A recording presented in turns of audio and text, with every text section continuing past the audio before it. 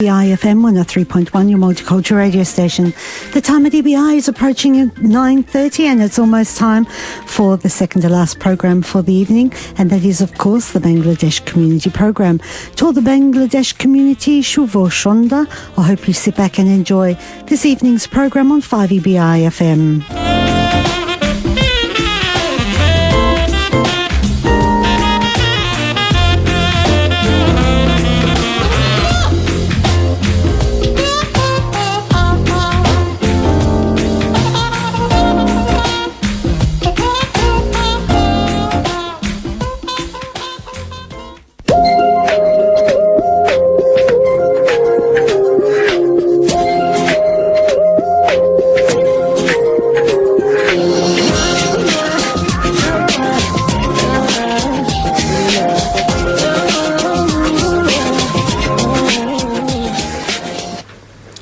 প্রিয় অ্যাডিলেডবাসী, সবাইকে অনেক অনেক শুভেচ্ছা জানিয়ে আমাদের আজকের রেডিও বাংলা অ্যাডিলেডের আয়োজনটি শুরু করছি।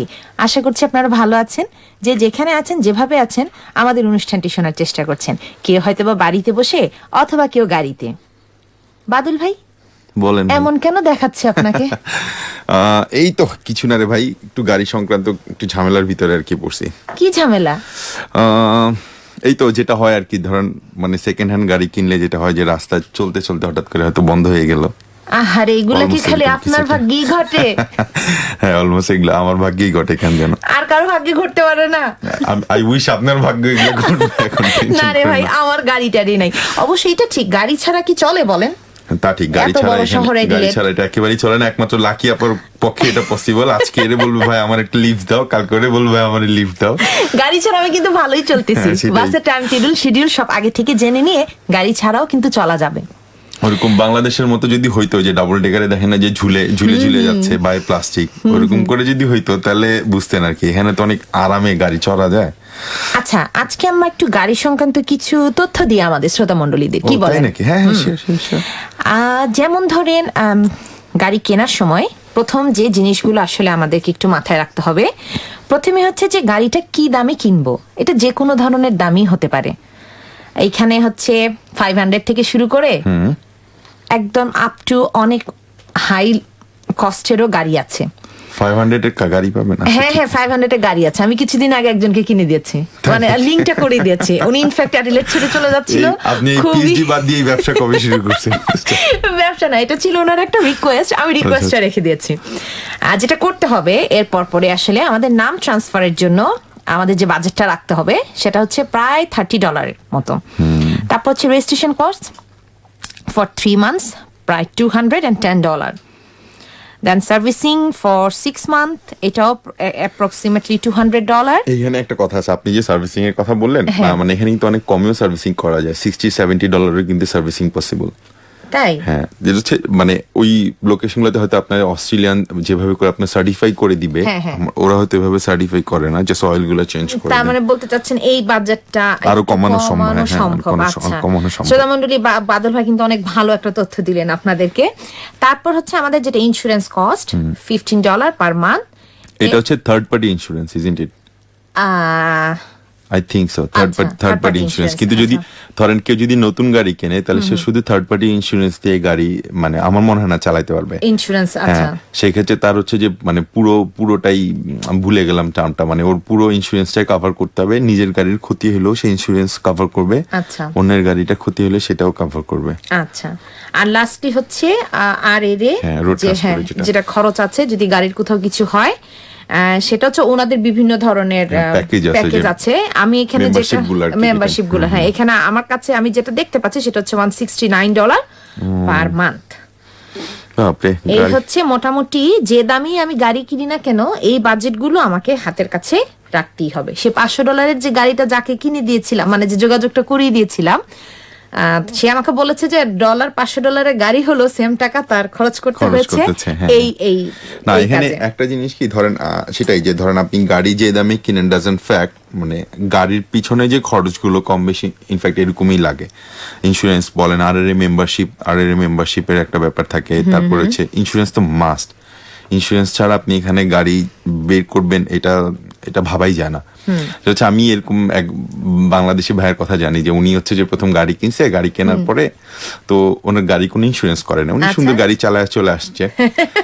মানে আসার সময় এখানে তো উনি মাত্র আসছে, খুব বেশি দিন হয় না, তো যেটা হচ্ছে রাউন্ড অ্যাবাউটের কিছু রুলস তো আছে, গিভওয়ে রুলস গুলা, সেগুলো জানতো না ভালো করে সে একটা বেঞ্চ একটা গাড়ি লাগাই দিছে এবং তার কোনো ইন্স্যুরেন্স ছিল না। তারপরে তার $15,000 ফাইন দিতে হয়েছে এবং তার কাছে সে এত টাকাও ছিল না দেশ থেকে টাকা এনে। তারপরে তখন নতুন এসেছিলেন? হ্যাঁ, একদমই নতুন আসছিল। সো জাস্ট বি কেয়ারফুল যে গাড়ি, আমার মনে হয় যে রাস্তা নামার আগে অবভিয়াসলি ইন্স্যুরেন্সটা করে নেওয়া ভালো। আচ্ছা, এবার আসুন জেনে নি কোথা থেকে কিনবো গাড়ি আর কোথায় যাব, মানে এই যে কস্টগুলো বললাম, যে বাজেটগুলো, এগুলো আসলে ফুলফিল করার জন্য কোথায় যাব। আচ্ছা আচ্ছা, ঠিক আছে। যেটা আপনি প্রথমে বলছিলেন যে একদম নতুন এসে যখন আমি গাড়ি চালানো শুরু করেছি তখন হচ্ছে আমার এই যে অ্যাক্সিডেন্টটা হলো, আপনার যে ভাইয়ের কথা বললেন, সেজন্য আসলে আমাদেরকে একটু গাড়িটা নামানোর আগে, আমি যতই ভালো ড্রাইভিং জানি, যেহেতু অস্ট্রেলিয়ার ড্রাইভিং রুলস এগুলো সবকিছু একদম টোটালি ডিফারেন্ট, আর আমাদের দেশের ড্রাইভিং তো বোঝেনি, আমাদের দেশে আসলে কোনো রুলস লাগে না, মানে ও গাড়ি চালাইতে পারলেই হইছে, স্টিয়ারিংটা ঠিকমতো ধরতে পারলেই হইছে। সেক্ষেত্রে হচ্ছে যে আমাদের আসলে কিছু কিছু জিনিস জেনে শুনে বুঝে। আমি আপনার কথা বলতে হয়, সেটা হচ্ছে যে ধরেন গাড়ি রাস্তায় নামার আগে সবচেয়ে জরুরি যে জিনিস সেটা হচ্ছে যে মানে আরএর এর ওয়েবসাইটে গিয়ে ওখানে হচ্ছে লার্নার্স গাইড নামে বুক আছে একটা, হ্যাঁ, ওই গাইডলাইনটা পড়ুক। কেউ যদি ওইটা পড়তে না পারে, এটা অনেক সময় লাগার ব্যাপার, সেটাও যদি না পারে, লার্নার্স টেস্ট নামে আছে, যেটা গিভওয়ে টেস্ট গুলা দিতে হয়, মাল্টিপল চয়েস কোশ্চেন থাকে, এগুলো অনলাইনে আছে। হ্যাঁ, অনলাইনে। এগুলো যদি কেউ ওখানে প্র্যাকটিস করে, ধরুন মানে 10-15 বার যদি প্র্যাকটিস করে, আমি ড্যাম শিওর যে মানে অস্ট্রেলিয়ার রুলস রেগুলেশন গুলো মোটামুটি জেনে যাবে। আদারওয়াইজ মানে এগুলো ছাড়া যদি কেউ গাড়ি নামায় রাস্তায়, আমি প্রিটি শিওর সে একটা না একটা কিছু অঘটন ঘটবেই। আমরা চেষ্টা করছি শ্রোতা মণ্ডলীদেরকে কিছু খুব গুরুত্বপূর্ণ ওয়েবসাইটের ঠিকানা দিতে, যেমন একটি আছে কার্স গাইড, www.carsguide.com.au আছে। তারপর হচ্ছে গভর্নমেন্ট এর যে ওয়েবসাইটটি আছে, ওখানে যে আপনারা বাইং আ ভেহিকেল এই অপশনগুলো দেখতে পারেন। এছাড়াও আছে carpoint.com.au, এখান থেকে গাড়ি কেনা বেচা এবং গাড়ি সংক্রান্ত, ড্রাইভিং সংক্রান্ত বেশ কিছু তথ্যাবলী। আপনি গামট্রিটাই ভুলে গেছেন। হ্যাঁ, গামট্রি তো আছে, গামট্রি তো আমাদের জন্য, এগুলো হচ্ছে স্পেসিফিক্যালি ফর গাড়ির ইনফরমেশন। আর গামট্রি হচ্ছে আমাদের সকল কিছু। আসবো গামট্রিতেও আসবো আমরা আস্তে ধীরে। তাহলে হচ্ছে এবার আমরা বাদল ভাই একটু কথা বলি যে আসলে কি কি আমাদেরকে একটু ডিটেলস মাথায় রাখতে হবে। আমি আগেই যেহেতু বলেছি যে আমাদের বাজেটটা সেট করতে হবে, ঠিক আছে। এখন আমি যে আমার 500 টাকায় যে গাড়িটি বিক্রি করে দিয়েছি, ওইটার ঘটনাটা একটু না বললি না। ভাইয়া খুব হন্তদন্ত হয়ে আসলো আমার অফিসে, এসে বলতেছে আমি তো চলে যাব সাউথ অস্ট্রেলিয়া ছেড়ে, এখন আমার গাড়িটা, ওনার গাড়ি একটু মানে তেল খাই একটু বেশি, হ্যাঁ, অত ইকোনমিক ফুয়েল না, তো ইকোনমিক ফুয়েল কস্টের গাড়ি না। তারপর হচ্ছে যে উনি যেটা বললেন যে লাকিয়াপা একটু কি ব্যবস্থা করে দেয়া যাবে গাড়িটা বিক্রি করার। তো আমি হঠাৎ করে বললাম কত, আপনি কত দিয়ে বিক্রি করতে চাচ্ছেন? তো বলে যে 1000, যেহেতু চলে যাব আমি। তা বললাম একটু কমানো যায় না? উনি এক কথায় 1000 থেকে $500 নেমে গেল। আমি সাথে সাথে আমার ছোট ভাইদেরকে ফোন দিলাম ওইখানে, ওরা তো মহা খুশি, $500 একটা গাড়ির মালিক হওয়া গেল। তো এরকম এটা আসলে ডিপেন্ডস করেছে যখন স্টুডেন্ট যারা, ওদের জন্য 500, কিন্তু আপনার জন্য $500 না কিন্তু। তাহলে হচ্ছে প্রথমে আমাকে যেটা করতে হবে সেটা হচ্ছে বাজেটটা ফিক্স করতে হবে। আমরা একটু বাজেট সেট করতে করতে আমরা একটা গান শুনে আসি। হ্যাঁ, চলেন তাহলে একটা গান শুনে আসি। প্রথম গানটি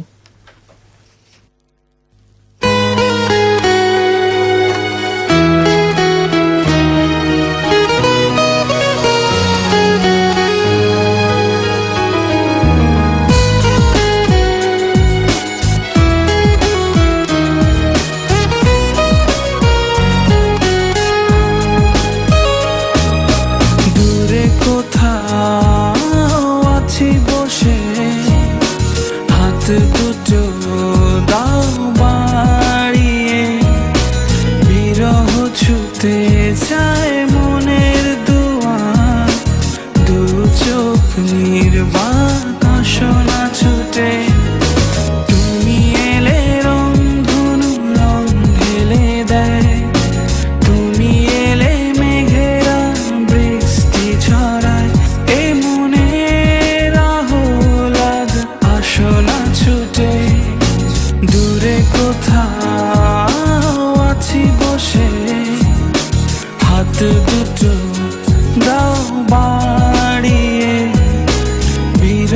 ছুতে চায় মনের দুয়ার, দু চোখ নির্বাক আসনা ছুটে।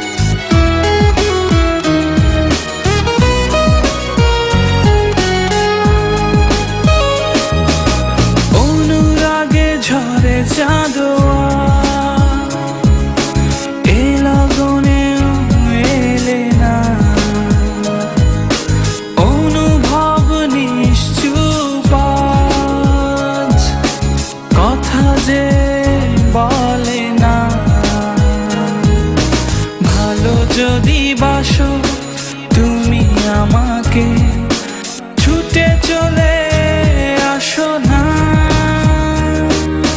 দূরে কোথাও আছি বসে, হাত দুটো দাও বাড়িয়ে, বিরহ ছুতে চায় মনের দুয়ার, দু চোখ নির্বাক আসনা ছুটে।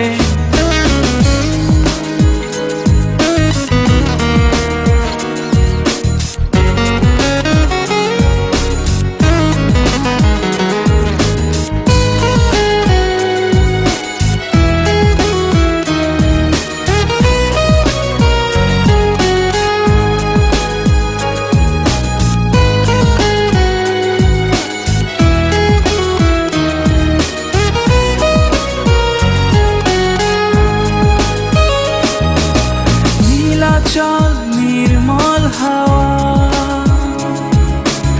এলো গুনেও এলে না, অচেতন থাকে মন, নিষ্প্রাণ যত ভাবনা, ভালো যদি বাসো তুমি আমাকে, ছুটে চলে আসো না, কোথাও আছি বসে, হাত দুটো দাও বাড়িয়ে, বিরহ ছুতে চায় মনের দুয়ার, দু চোখ নির্বাক আসনা ছুটে। তুমি এলে রংধনু রং ঢেলে দেয়, তুমি এলে মেঘেরা বৃষ্টি ছড়ায়, এ মনে রাহুলাদ আসনা ছুটে, দূরে কোথাও আছি বসে, হাত দুটো দাও বাড়িয়ে, বিরহ ছুতে চায় মনের দুয়ার, দু চোখ নির্বাক আসনা ছুটে।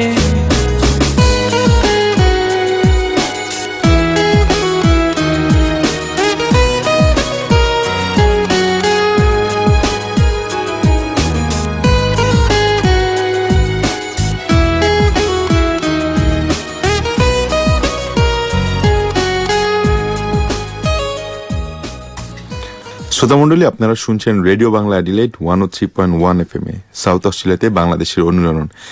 আমাদের শুনতে পাবেন প্রতি বুধবার রাত 9:30 থেকে 10:30 পর্যন্ত সরাসরি। লাকি আপা কি যেন বলতেছিলেন? হ্যাঁ বাদল ভাই, আমরা কথা বলছিলাম গাড়ি কেনা নিয়ে। যখন আমাদের বাজেটটা ফিক্স হয়ে যাবে তখন আসলে আমাদেরকে একটু ছোটখাটো রিসার্চ করতে হবে। তার মানে কিন্তু আবার আমার মতো এরকম 3 বছরের একটা রিসার্চ প্ল্যান নিলে হবে না। এই যে দেখেন রিসার্চ করতে করতে আমার মাথার চুলগুলো সব সাদা হয়ে গেল। এত রিসার্চ করা যাবে না। মোটামুটি ইন্টারনেট ঘেটে অথবা আমাদের আশেপাশে যে ফ্রেন্ডস বা ফ্যামিলি সার্কেল আছে তাদের কাছ থেকে কিছু ইম্পর্টেন্ট তথ্য নিয়ে প্রিলিমিনারি যে রিসার্চটা গাড়ি কিনতে যাওয়ার আগে সেটা করে ফেলতে হবে। এরপর এই রিসার্চের থেকে আমাকে খুঁজে নিতে হবে আমার পছন্দের গাড়িটি, আমি কি ধরনের গাড়ি কিনতে চাই।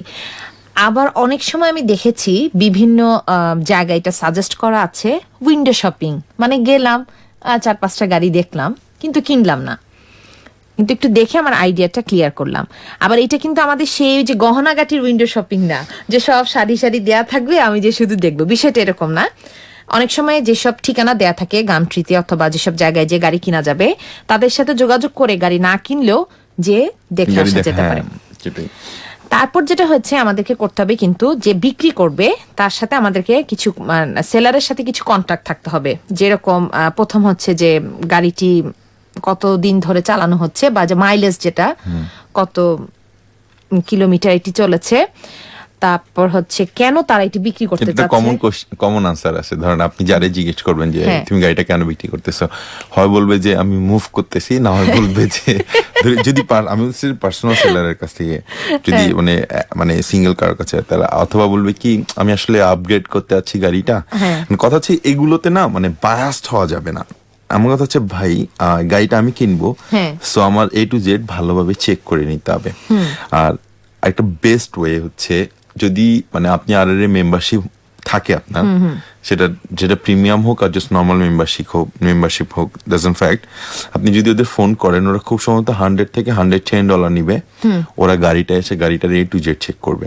আচ্ছা, চেক করার পরে তারপর আপনি একটা রিপোর্ট দিবে যে গাড়িটা আপনি কিনতে পারেন কি পারেন না, এবং যদি কিনতে পারেন সেটা কেমন দামের ভিতর গাড়িটা কিনতে পারেন। আচ্ছা, মানে তাদের হেল্প নিয়েও আমি এই যে প্রিলিমিনারি ইনকোয়ারিজ গুলো সেগুলো করে নিতে পারি। আচ্ছা, মানে আপাতত দৃষ্টিতে যেটা মনে হবে কি $100 দিয়ে গাড়িটা চেক করাবো, বাট যেটা হচ্ছে যে আপনি $2000 বা $1000 দিয়ে একটা গাড়ি কিনলেন, কেনার পরে যদি 6 মাসও চালাইতে না পারেন তার চেয়ে $100 খরচ করা ভালো না। হ্যাঁ, সেটাই।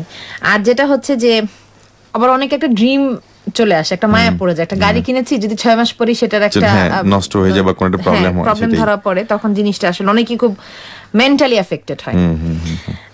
তারপর যেটা করতে হয় সেটা হচ্ছে যে গাড়িটি দেখতে হবে খুব ভালো করে, লুকসটা কি রকম বা কোথাও কোনো স্ক্র্যাচ আছে কিনা, এবং হচ্ছে যেটা চেক করতে হবে কারের হিস্ট্রি।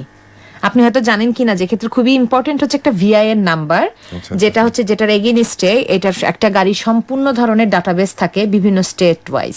আচ্ছা, একটা জিনিস আমি ভুলে যাব, আমি আপনার সাথে শেয়ার করি, সেটা হচ্ছে যে আমি যখন অস্ট্রেলিয়ায় প্রথম আসি, অস্ট্রেলিয়া আসার পরে মানে আমার একটা ধারণা ছিল যে অস্ট্রেলিয়ার সব হচ্ছে ব্র্যান্ড নিউ গাড়ি রাস্তায় চলে এবং সব হচ্ছে মানে সব ব্র্যান্ডেড গাড়িগুলো রাস্তায় চলে।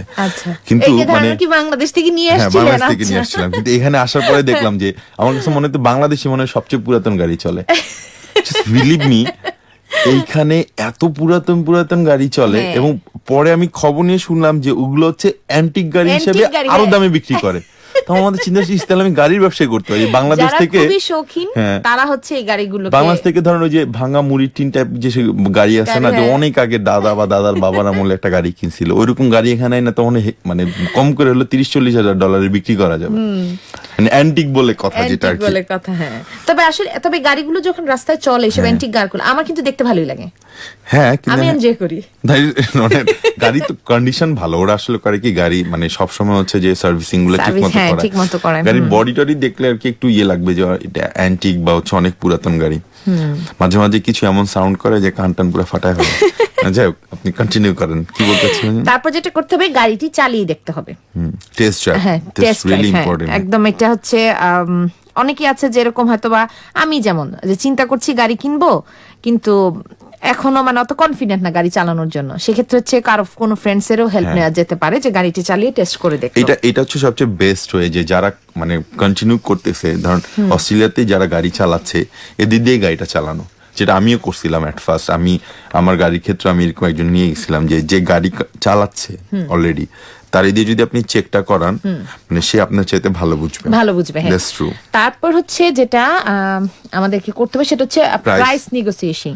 এই ক্ষেত্রে লাকি আপনার প্রাইস নেগোসিয়েশন করার দরকার নেই, কারণ আপনার ব্যাংকে অনেক টাকা জমা আছে, আমি জানি।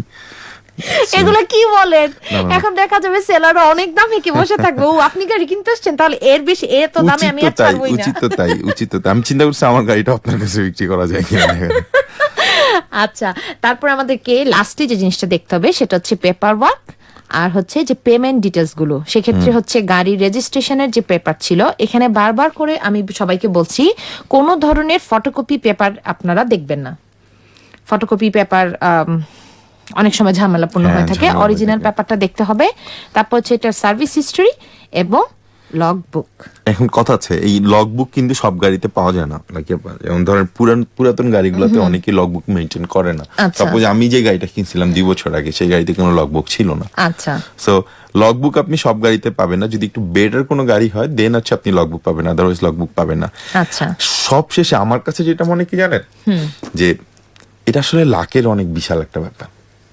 ধরেন আপনার যদি লাক ভালো থাকে আপনি খুব ভালো গাড়ি পাবেন, আপনি অনেক দেখে শুনে গাড়ি কিনলেন, কিন্তু আপনার লাক খারাপ করে দেখা গেল যে গাড়িটা নিয়ে রাস্তায় বের হয়েছেন, রাস্তায় বের হওয়ার পরে 1-1.5 ঘন্টা পরে দেখলেন যে আপনার হিটের যে মিটারটা সেটা হচ্ছে হাই হয়ে গেছে।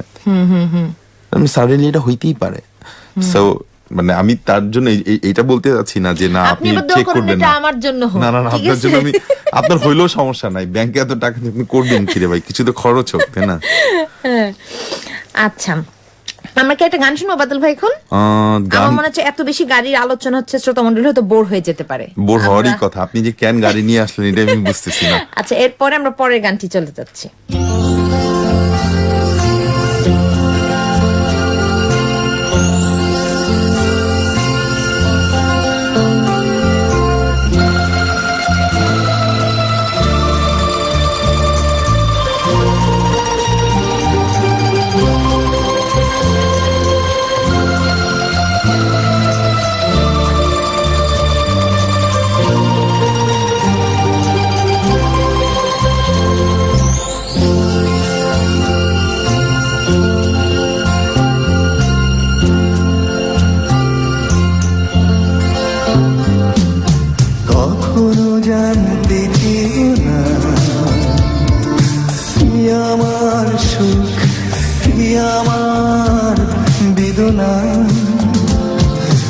কখনো জানতে চেও না কি আমার সুখ কি আমার বেদনা, তুমি কখনো দাওনি মালা, কেন দাও কাটার জ্বালা, তুমি কখনো দাওনি মালা, কেন দাও কাটার জ্বালা, কখনো জানতে চেও না কি আমার সুখ কি আমার বেদনা, কখনো জানতে চেও না কি আমার সুখ কি আমার বেদনা।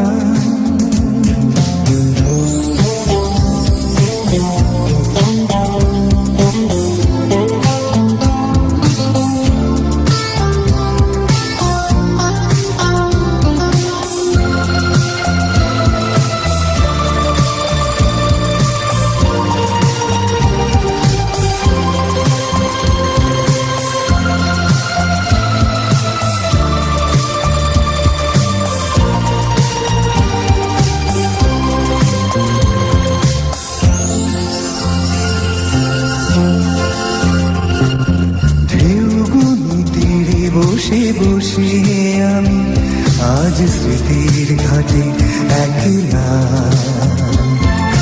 ঢেউগুনি তীরে বসে বসে আমি আজ স্মৃতির ঘাটে একলা, তুমি কখনো রোদেলা নীলা আকাশ হয়ে যাও, কখনো সঘন মেঘলা, তুমি কখনো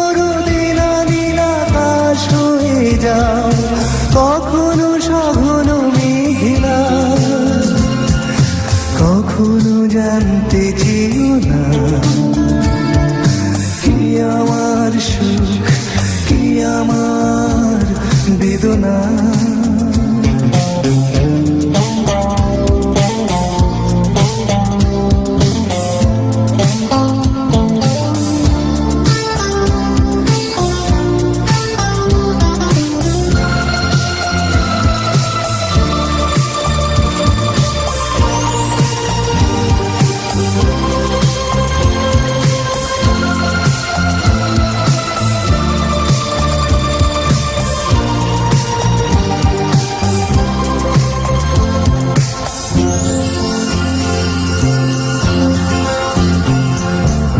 আজও শুনি দূর থেকে ভেসে আসে কোনো অচিন দ্বীপের কান্না, আজও শুনি দূর থেকে ভেসে আসে কোনো অচিন দ্বীপের কান্না। যেন উদাসী বাতাসে তার সুর ভেসে যায় পাওয়া না পাওয়ার মোহনা, যেন উদাসী বাতাসে তার সুর ভেসে যায় পাওয়া না পাওয়ার মোহনা। কখনো জানতে চেও না কি আমার সুখ কি আমার বেদনা, কখনো জানতে চেও না কি আমার সুখ কি আমার বেদনা। তুমি কখনো দাওনি মালা, কেন দাও কাটার জ্বালা, তুমি কখনো দাওনি মালা, কেন দাও কাটার জ্বালা। কখনো জানতে চেও না কি আমার সুখ কি আমার বেদনা।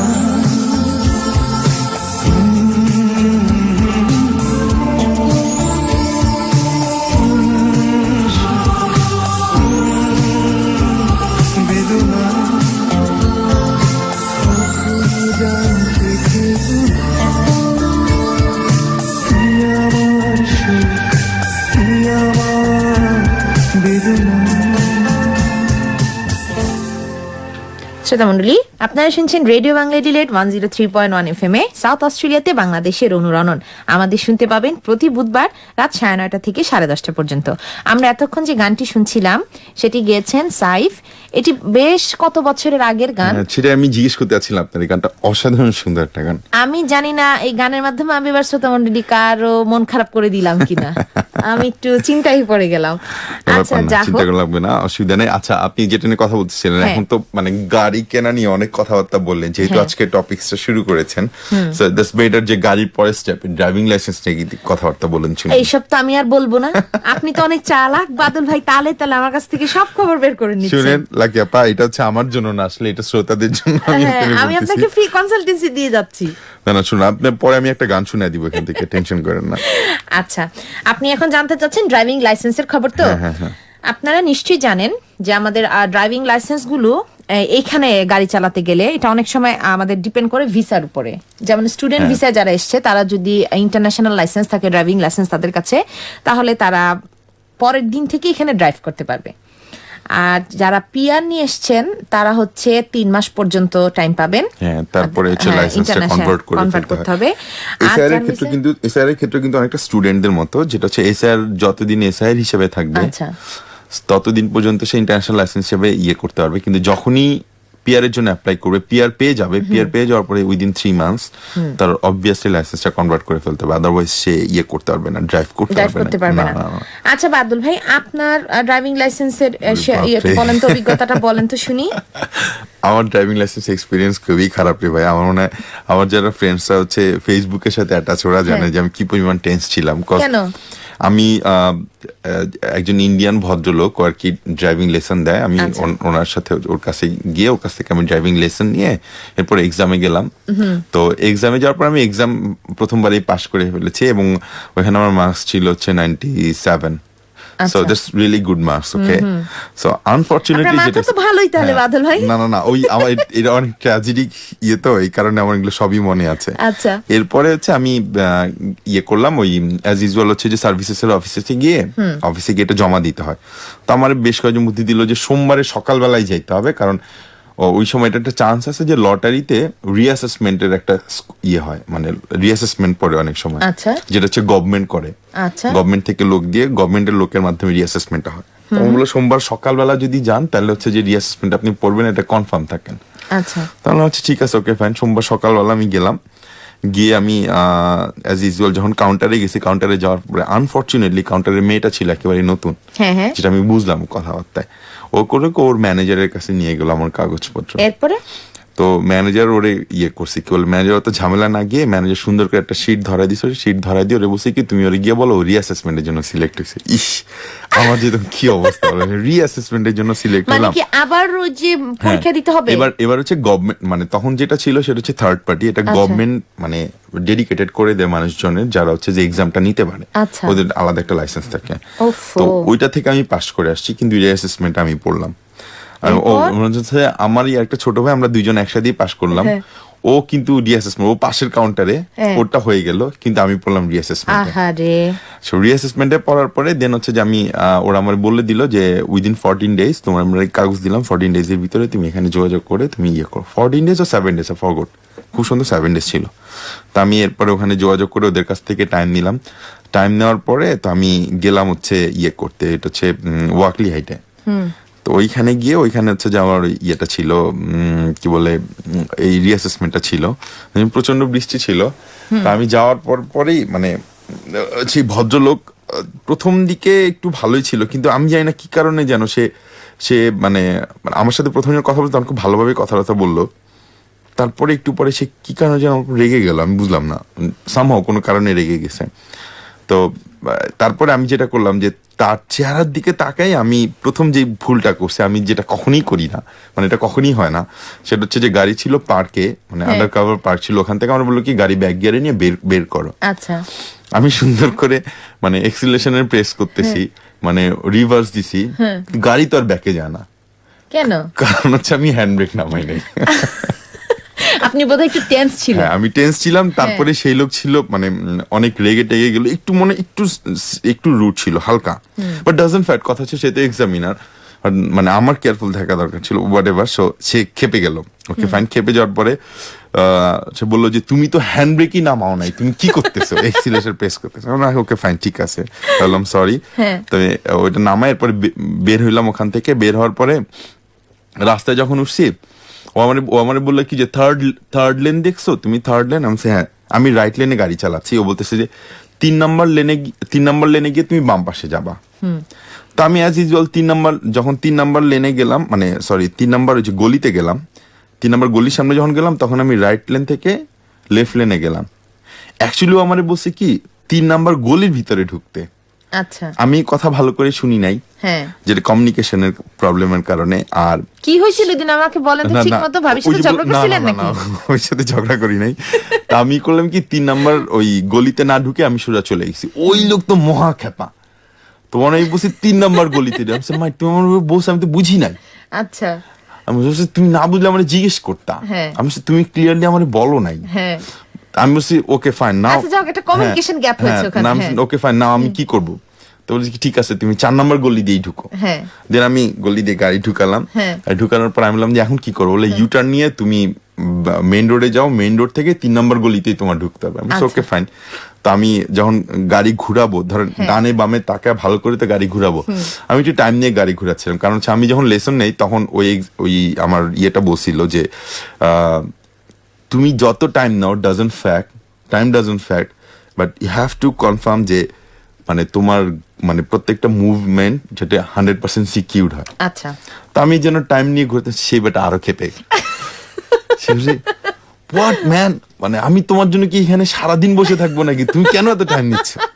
What, okay fine. তারপরে গেলাম, এরকম বিচিত্র অভিজ্ঞতা, এইটা চরম অভিজ্ঞতা। এরপরে ঘুরে আমি আসলাম, আমার তখন মনে হচ্ছে যে আমি আজকে ফেল করবো। আচ্ছা, এবং আমার কনফিডেন্স টোটালি ব্রেকডাউন হলো। দেন আমি মেইন রোডে ঘুরে এসে 3 নম্বর গলি দিয়ে ঢুকলাম। ঢুকার পরে গেলাম, এরপরে পাহাড়ের মতো একটা জায়গা ছিল, হিল। তো ওই জায়গায় আপনার জোন হচ্ছে 50 জোন।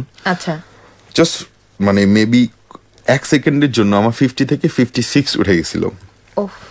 এখন ওই বেটা কিন্তু খেয়াল করে নাই, খেয়ালটা আমি করাইছি গাধার মতো।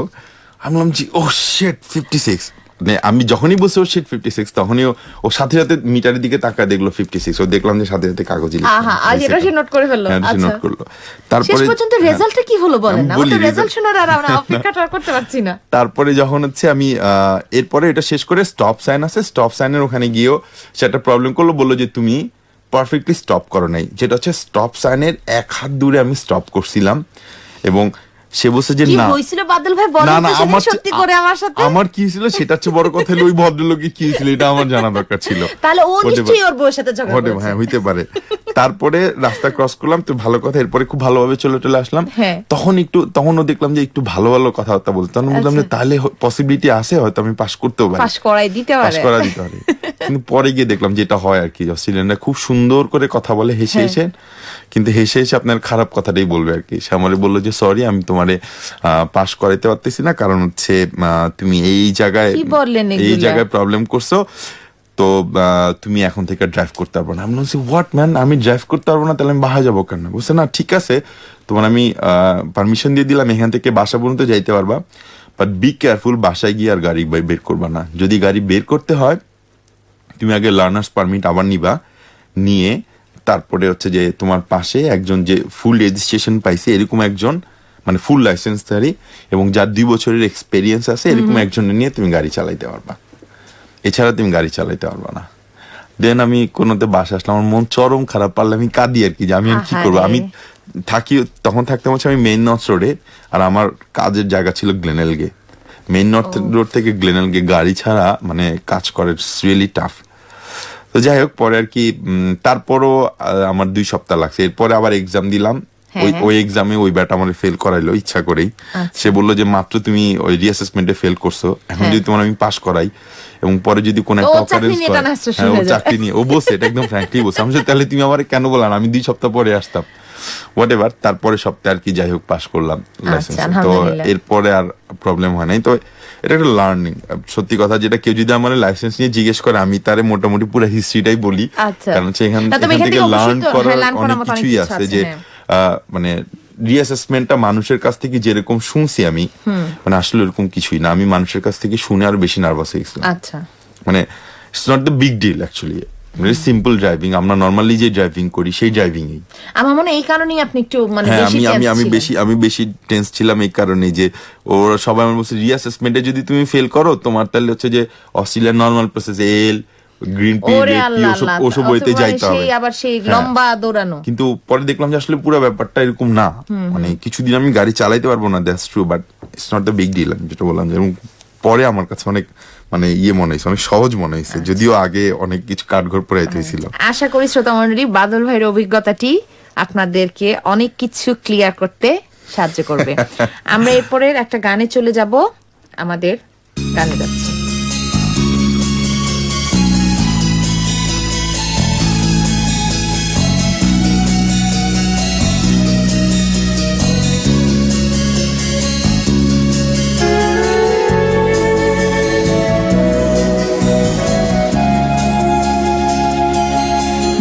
কিছু বছর গেল, স্মৃতিগুলো এলো মেলো, তারে ভোলা গেল না। যে আগুনে পুড়ছি আমি, সে আগুনে পুড়ছি জানি, যারে ভোলা গেল না।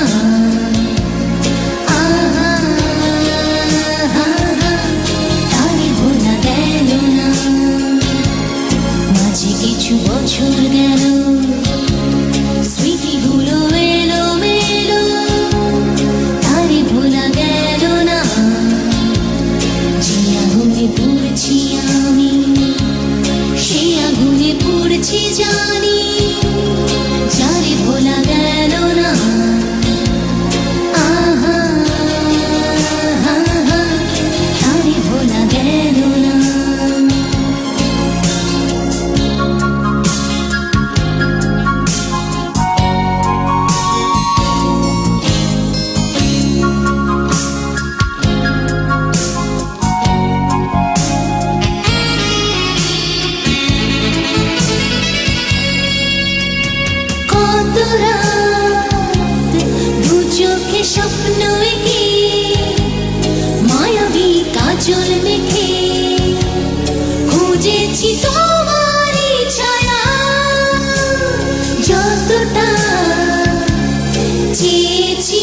বোঝাতে বোঝনি কখনো চলে গেছো একাকী ফেলে মাঝে কিছু বছর গেল স্মৃতিগুলো এলো মেলো তারি ভোলা গেল না যে আগুনে পড়ছি আমি সে আগুনে পড়ছি জানি যারে ভোলা গেল না আহা তারি ভোলা গেল না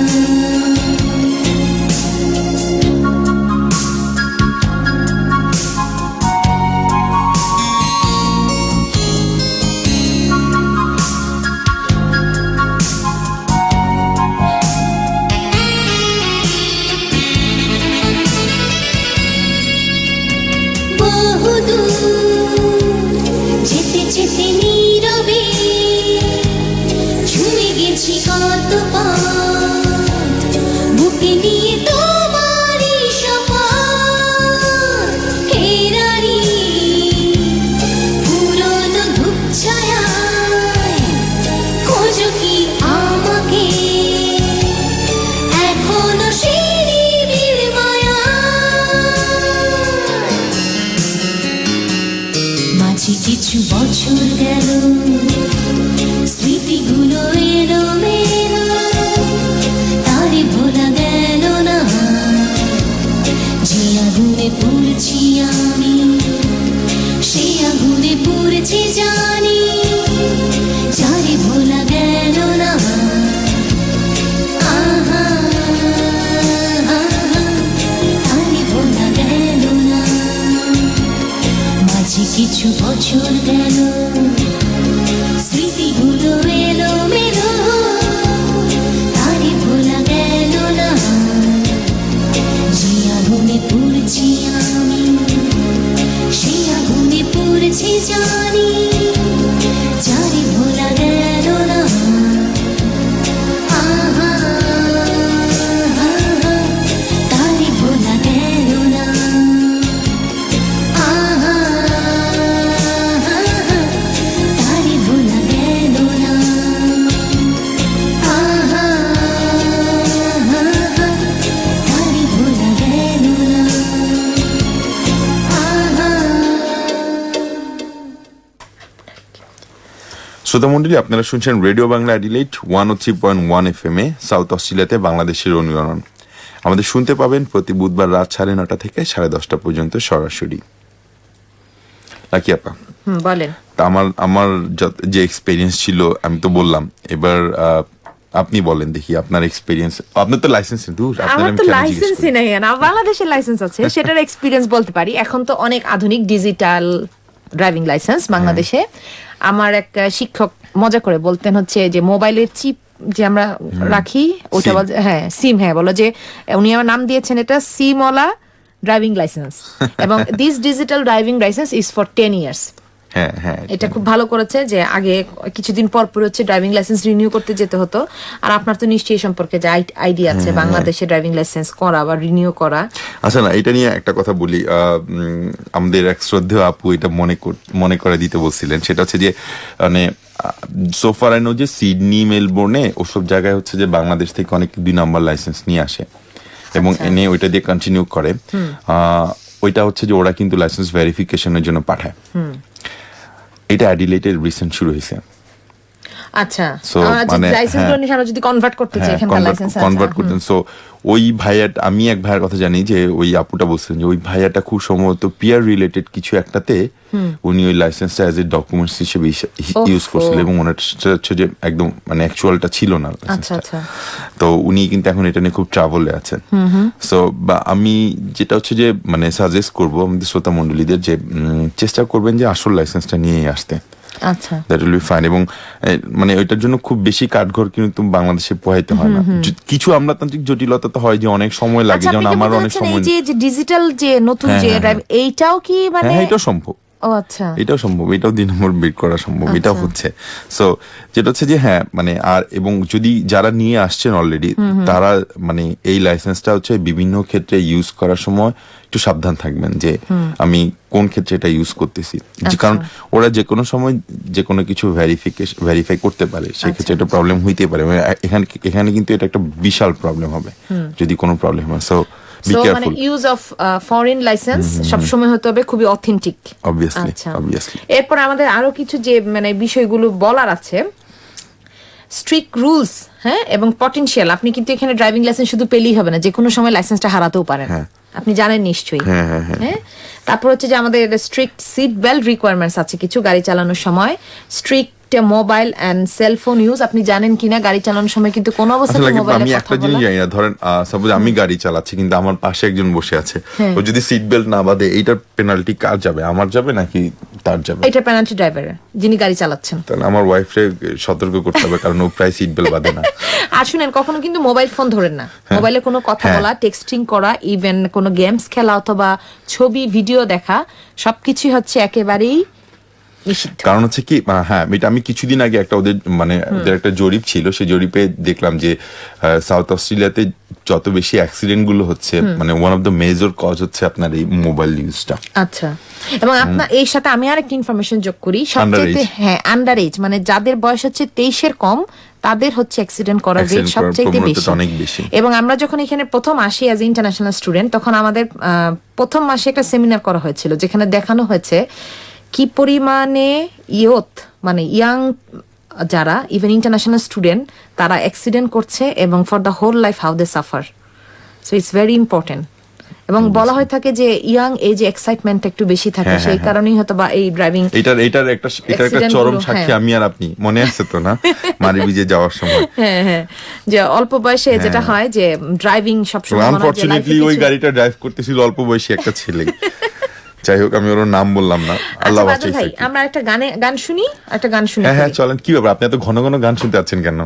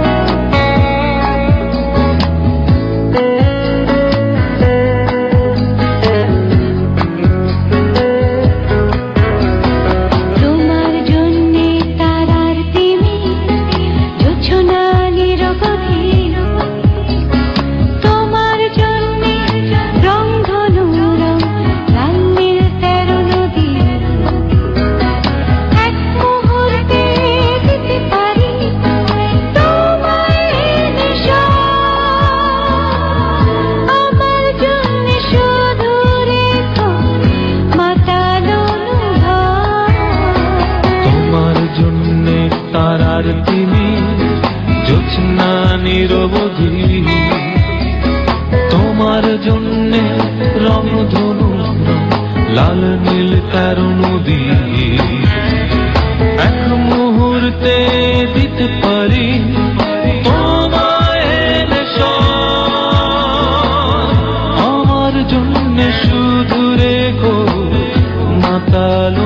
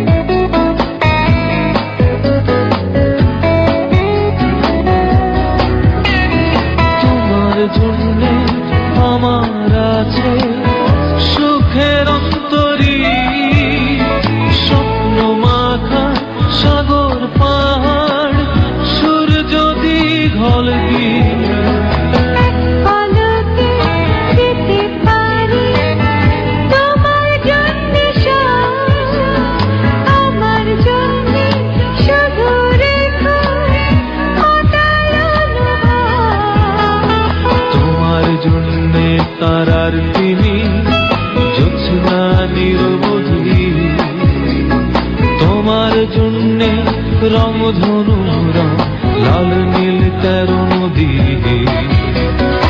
এক মুহূর্তে দিতে পারি তোমায় নেশা, আমার জন্য শুধু রেখো মাতালো শ্রোতা মণ্ডলী, আপনারা শুনছেন রেডিও বাংলা ডিলেট 103.1 FM এ। আমাদের শুনতে পাবেন প্রতি বুধবার রাত 9:30 থেকে 10:30 পর্যন্ত। আমরা এতক্ষণ শুনছিলাম ফাহমিদা আর বাপ্পার কণ্ঠে খুব মিষ্টি প্রেমের একটি গান, তোমার জন্য তারা তিমির। বাদল ভাই, গানটি ভালো লেগেছে? হ্যাঁ হ্যাঁ, অবভিয়াসলি গানটা আপনি বাজাইছেন না, কিন্তু আমি বুঝতেছি না আপনি আজকে খুব ঘন ঘন গান বাজাচ্ছেন। গান বাজাচ্ছি, আপনার কথাই বলতে দিচ্ছেন না। কথাই বলতে দিচ্ছি না আমি আজকে। আচ্ছা, তারপরে আমরা কোথায় শেষ করেছিলাম জানো? অ্যাক্সিডেন্ট দিয়ে। হ্যাঁ, আর ড্রাইভিং এর যে কিছু অন্যতম বিষয় আছে, সেটা হচ্ছে influence of alcohol and or drugs. আপনি কি কখনো ওই টেস্টের শিকার হয়েছেন? কতবার আমি জানি না কেন যে আমারে ধরে বারবার ভাই। আমি একবার মানে পুলিশে বললাম যে look man I am totally non alcoholic. সে বললেন না, তারপরে করতে হবে। আমি ঠিক আছে তাহলে করো। করার পরে তারপরে বলছি না ইটস ওকে। আমি বলছি হোয়াট ইটস ওকে ম্যান, মানে ইট শুড বি 100% ওকে। বলছে না না it's okay, you can go, like it shows that like little bit. আচ্ছা বাদল ভাই, আপনি কি এই জিনিসটি জানেন, যখন পুলিশ ইন্ডিকেট করলো যে আপনার গাড়ি থামাতে হবে, তখন আপনার একটা নির্দিষ্ট জায়গায়, একটা পার্কিং জায়গায় যে গাড়িটা থামাতে হবে, এবং আপনি মুভ করতে পারবেন না, আপনি দরজা খুলতে পারবেন না, শুধু জানলা খুলবেন। সে টেস্টের জন্য আসে, বা যদি কাগজ দেখতে চান, আপনার লাইসেন্স দেখতে চান। সাথে আরেকটা বলি, আপনি মাইট বলতে পারবেন না, বলে না এখানে যে কানেকশন মাইট, ইয়াস মানে নরমাল কথায় কথা মাইট ডুড যেরকম একটা মাইট বলে না, আপনি পুলিশে মাইট বললে আপনি ফাইন খাবেন। আমাদের রেডিওতে একজন আছে এরকম যে ফাইন খাইছে, আমি বলতে পারছি না নামটা। সেরকম বলছিল যে মানে মাইট ওয়াজ দ্য প্রবলেম। তো পুলিশ বলতেছে যে লুক আমি তোমার মাইট না, তুমি আমার কেন মাইট বলতেছো। সে আরো খেপে গেছে এবং তার সে ফাইনটা দিছে। আচ্ছা, তো এই জিনিসগুলো হচ্ছে, আমি কিন্তু এটা জানতাম না যে পুলিশ এসে যখন বলবে হ্যাঁ আমি দরজা খুলে বেরোতে পারবো না, আমাকে ড্রাইভিং সিটে আপনি দরজা খুলে বের হওয়া মানে হচ্ছে যে আপনি মানে আপনি নিশ্চয়ই কোন একটা এইম নিয়ে বের হচ্ছেন।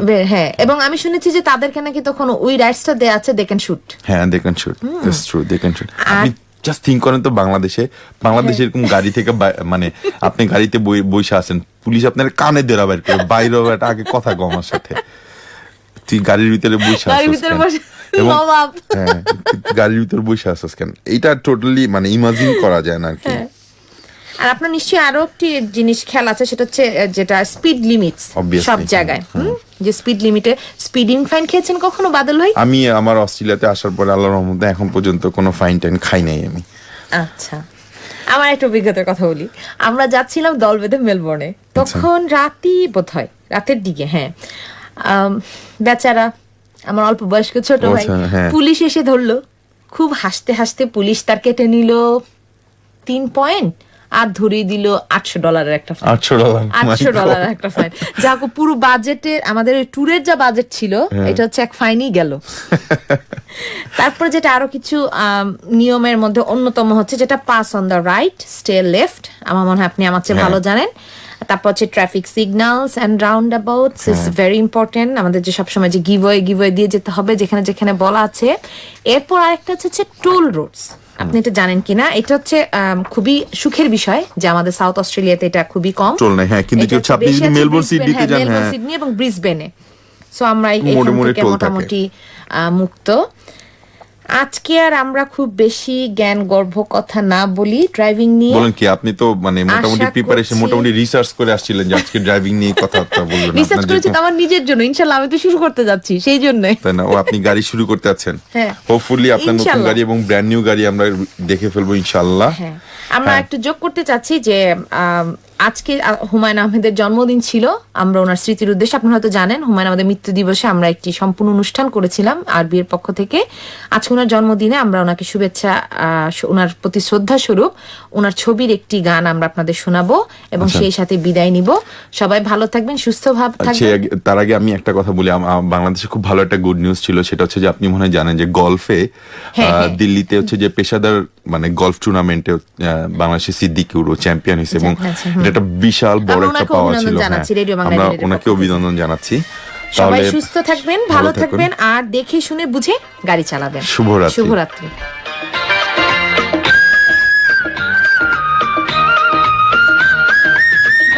বর্ষার প্রথম দিনে ঘন কালো মেঘ দেখে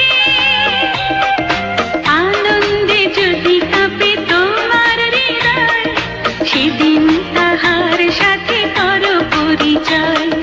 কাছে কাছে থেকেও যে কভু কাছে নয়, বর্ষার প্রথম দিনে ঘন কালো মেঘ দেখে আনন্দে যদি কাঁপে তোমার হৃদয়, সেদিন তাহার সাথে করো পরিচয়। কাছে কাছে থেকেও যে কভু কাছে নয়, বর্ষার প্রথম দিনে।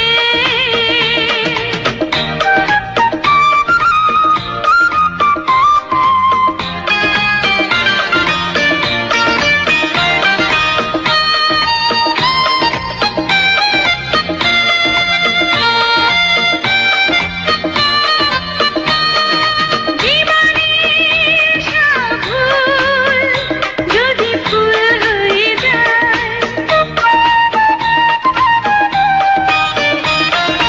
জীবনের সব ভুল যদি ফুল হয়ে যায়, যদি